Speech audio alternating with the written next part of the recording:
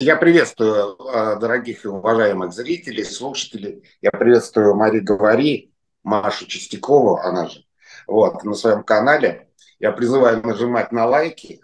Ну, если я вам не нравлюсь, Маша нажмите, да? Маша нажмите. Лайки, пишите комментарии, можете по два, по три. Заметьте, мы денег не просим пока. Поэтому двойную дозу этих самых лайков, пожалуйста.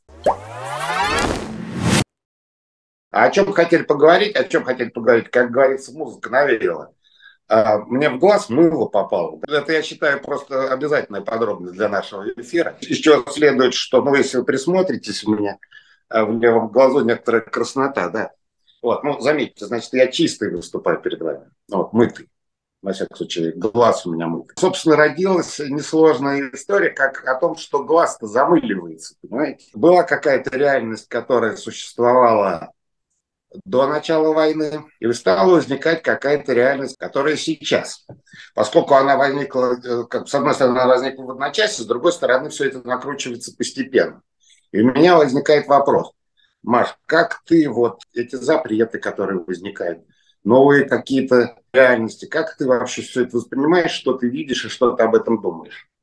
О, как я загнул-то. К сожалению или к счастью, запреты эти я не могу на себе прочувствовать на 100%, потому что я нахожусь в безопасности, в другой стране, в Европе сижу, все со мной хорошо, и все, что я могу делать, это наблюдать за тем, что делают с россиянами, и это на самом деле интересно, ну, по-другому, нежели когда я жила в России и чувствовала на себе какие-то запреты, изменения и закручивания гаек. И большой видится на расстоянии, и поэтому ты можешь по-другому немножечко анализировать, по-другому смотришь на то, что там происходит, и как будто бы, не знаю, ты с одной стороны ругаешь себя за то, что э, переживаешь за россиян, которые там остались, которые не могут выехать, хотя хотели бы, например, те, которые не поддерживают войну и так далее. Ты ругаешь себя за это сострадание, потому что 100% твоего сострадания должно быть направлено на людей, которые погибают в Украине от рук русских людей. И поэтому это очень интересно и больно, и странно замечать за собой те эмоции, которые ты проживаешь в связи с тем, что в России продолжают издеваться над русскими людьми. Я думаю, что это вещи взаимосвязаны. А что тебе кажется наиболее таким ярким? Борьба с чем? Ну, так что вот жили люди, ну, говнецов всякое было, ну, и причем даже, наверное, в больших количествах, но оно как так не всплывало. И вдруг началось, да, пошло-поехало. И вот своим замыленным, незамыленным взглядом со стороны как ты относишься ко всем этим запретам вообще, и как вообще люди на это должны реагировать. Ведь, ну, не было лишь, ну, как-то так же, все, в общем, было можно. А сейчас как-то, по-моему, не все можно. Я, конечно, не очень следую. Ну, на самом деле прослеживаются некие тенденции.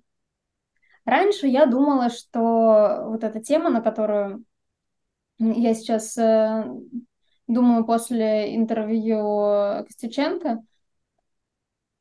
это какая-то общая маскулинность, ну, то есть идеологи русского мира и, собственно, их самые важные пионеры говорят, что важно именно быть каким-то настоящим мужиком, или вот Костюченко сказала, что вот меня пытались убить, и выставили, это было бы легко выставить, как будто убили ЛГБТ-активистку. Ну, то есть какие-то неонацисты убили ЛГБТ-активистку, потому что вот они не любят геев, вот, и тогда бы все было шито-крыто, просто какую-то ЛГБТ-активистку убили, ну, типа, в газетах это выглядело бы так, а не то, что честную журналистку, которая раскрыла там очень много российских преступлений в Украине, ее просто убили из-за этой вот мести за честную журналистику, ну и чтобы она не продолжала больше писать. Почему бы мы поверили в то, что убили какие-то неонацисты и какую-то ЛГБТ-активистку? Почему им так важно? Почему в России это вообще не стало бы какой-то новостью? Ну, ты понимаешь, ну, ты про ЛГБТ. Понимаешь, вот это как раз очень все лежит в этой истории, что про замыливающий глаз. Хорошо. А то, что вдруг жили люди, да, в большом мире, были инстаграмы, фейсбуки, да, и вдруг раз запретили их, понимаешь? Да ладно, Инстаграм и Фейсбуке. Жили, в общем-то, люди хреново жили, а некоторые прям хорошо, как они думали. И вдруг им стало нужно ходить на войну, там убивать людей, причем не исключено, что родственников, и самим умирать, да? Вот было так, а стало так. Понимаешь, это глаз замыливается, люди привыкают к самой дичи, понимаешь? И это она такая многогранная вся эта история получается, что мы с тобой как бы выносим за скобки то, что люди нормально получить повестку. Вот ходишь ты там, работаешь ты там в Макдональдсе, который, кстати, тоже ушел из России. Работаешь ты в там, курьером, да? Вдруг тебе пришла повестка, ты одел форму, касочку, поехал, и тебя грохнули. Это как? Понимаешь? ЛГБТ, понимаешь, ЛГБТ, это же все грани одного, как говорится, граненого стакана, да? Потому что при этом это воспринимается как некая данность. Такое есть слово, такое малоуважительное терпило, да? Но оно, к сожалению, точно в этой ситуации получается, понимаешь? Потому что, ну как, вот люди терпят, да? Терпят, взрослые люди терпят, дети на них смотрят, терпят, да? Более того, это же все новое, еще хорошо забытое старое, понимаешь? Были же все эти коммунистические перверзии, да? В том смысле перверзии духа. Когда люди думали одно, говорили другое, а делали вообще третье. Ну так это же все ужасно было. И что ты думаешь, в этой ситуации надо предпринимать? Вопрос, конечно, дурацкий, но так логический. Слово терпила действительно немножечко имеет негативную коннотацию.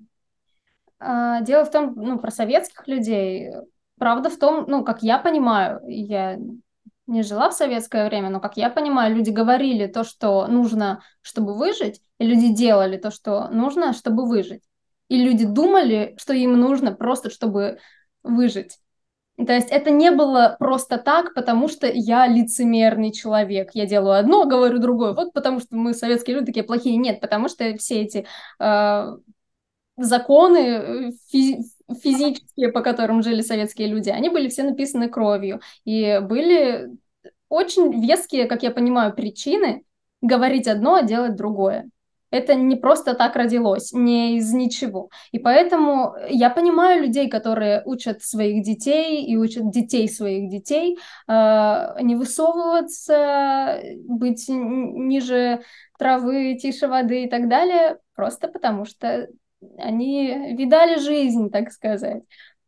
Поэтому тут обвинять, использовать такие слова, как терпил, ну, не знаю. Тут палка о двух концах. Бабушка надвое сказала. Цыплят по осени считают. Ох ты, блин. Смотри, я, в общем-то, никого не обвиняю, потому что даже если бы я кого-то обвинял, то этому кому-то было бы глубоко пофигу. Дело про Советский Союз, то я вспомнил, ну, к слову, опять же, действительно, одна и та же территория, но Советский Союз был основан на совершенно других принципах. Советский Союз, в чем там основное было лукавство? Что он говорил, что Советский Союз существует в общих мировых трендах, и за счет своих революционной составляющей он идет впереди всего мирового прогресса. Собственно, было понятно, что он уже не идет, и, наверное, никогда и не шел впереди мирового технического прогресса, там, такого, сякого. Но все друг друга в этом убеждали, да? А интересно, а вот та конструкция, которая возникает сейчас, она вообще не про прогресс, да? Она про посредственность. Она про то, что если ты посредственный, если ты, ну, что называется, простой, блин, ты должен гордиться своей посредственностью, да? Если ты тупой мудак, вот, который, значит, там сидит перед телевизором, пьет пиво с таким животом, да, и ругает, естественно, кого-то там, геев, пиндосов, там, и так далее, да, ты молодец, понимаешь, то ты молодец. А с какого хрена молодец? Не, ну, конечно, в принципе, молодец, потому что такой биомассой удобнее управлять и удобнее ее доить. Для кого-то, конечно, молодец, но тут это настолько все не скрываемо, причем настолько быстро, за 1,5 года, да? Потому что Советский Союз все-таки как-то террором, там, за это самое, закрытыми границами воспитывали 70 лет.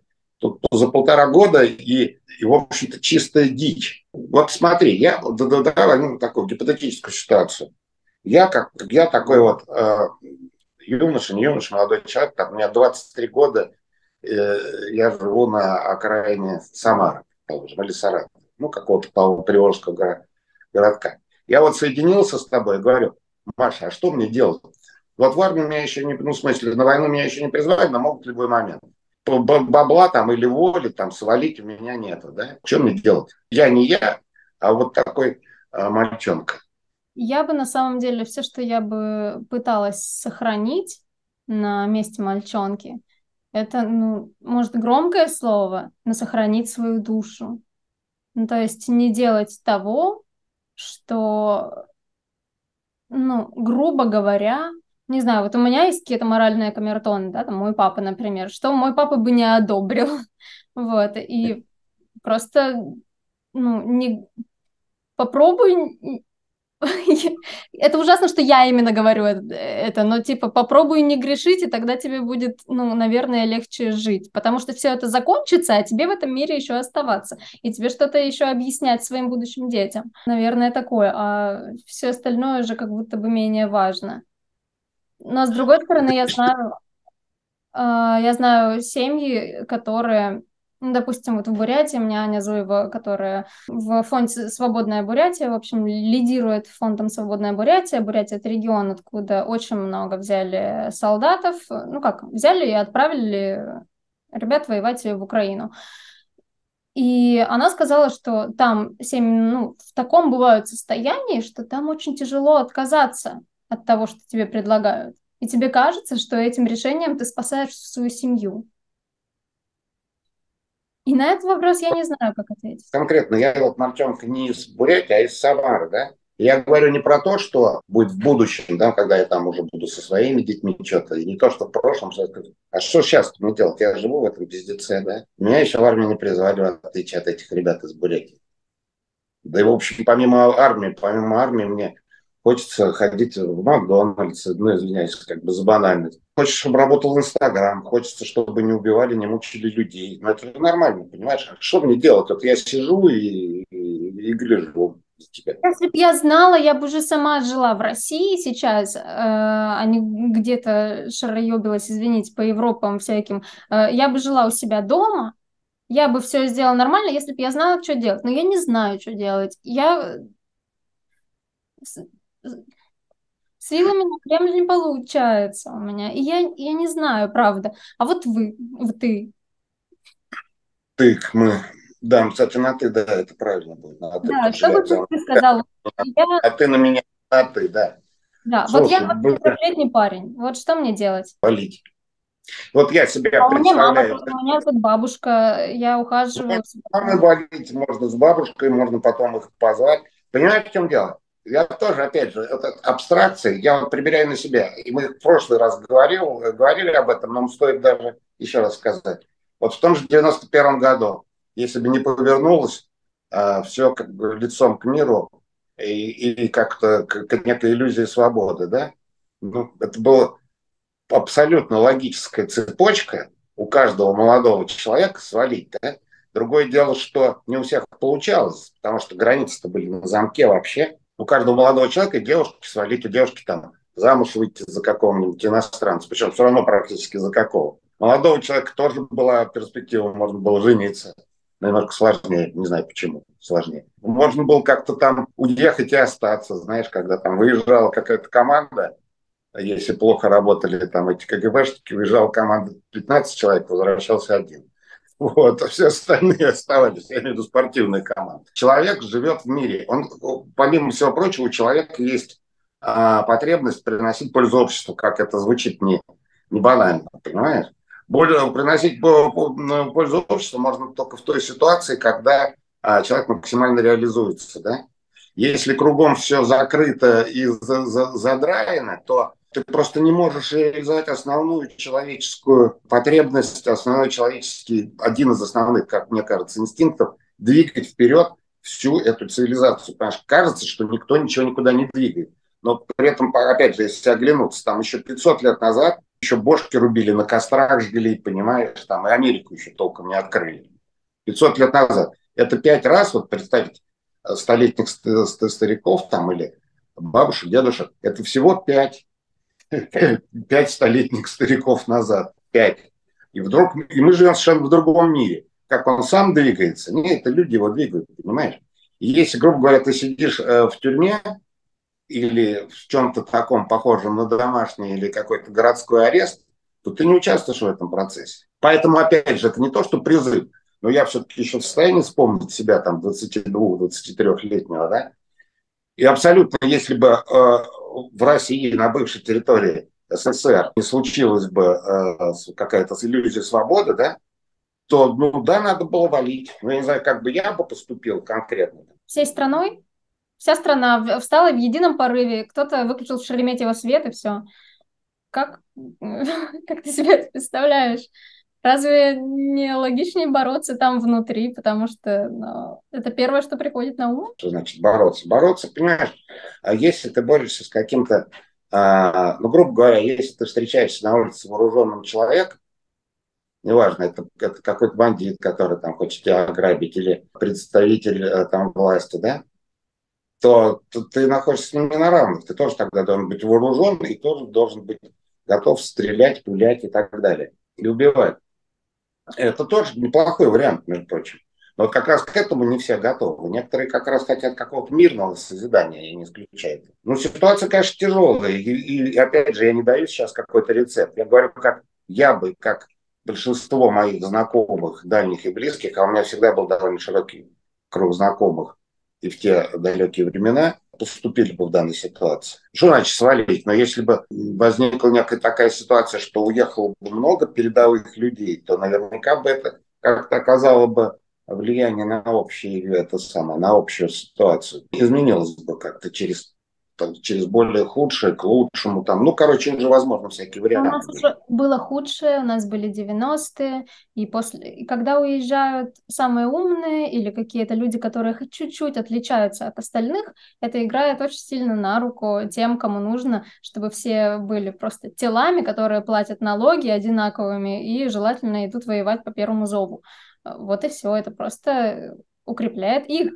Ну, во-первых, в 90-е скорее не уезжали, а приезжали, да? Потому что, конечно, были огромные возможности на территории бывшего Советского Союза. Ну и уезжали, но уже стали туда-сюда ездить, что, кстати, тоже привело к определенному оздоровлению. Да? Потом, если образуется некая резервация, да, для каких-то людей, которых все устраивает, как бы это ни цинично звучало, может быть, в этом есть некая логика, понимаешь?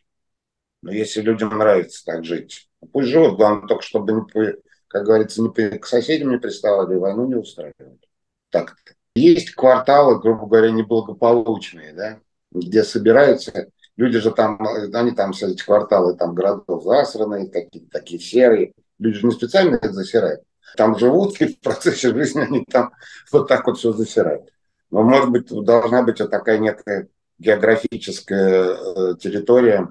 Только от самих людей зависит. То есть есть какие-то от природы чистоплотные швейцарцы, да, которые вот просто как рождаются, сразу начинают ухаживать за своей землей и не бросать бумажки повсюду. А вот есть амичи, значит, они как просыпаются и такие, ох, бы сейчас покрышки везде разбросать, я не знаю.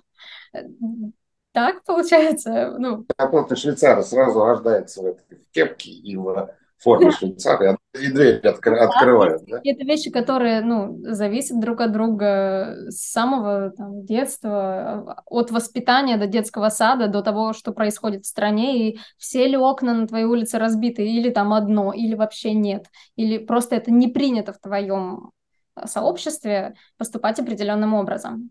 Не, ну, понимаешь, ну, как раз вот я ровно об этом и говорю, как это не трэшово звучит. То есть возникает некая экосистема, где всех все устраивает, так может, ну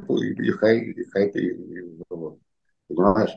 Понятно, что это цепочка определенных событий, определенных каких-то вещей, да, но главное только, чтобы остальным не мешали. Тут другой парадокс получается, что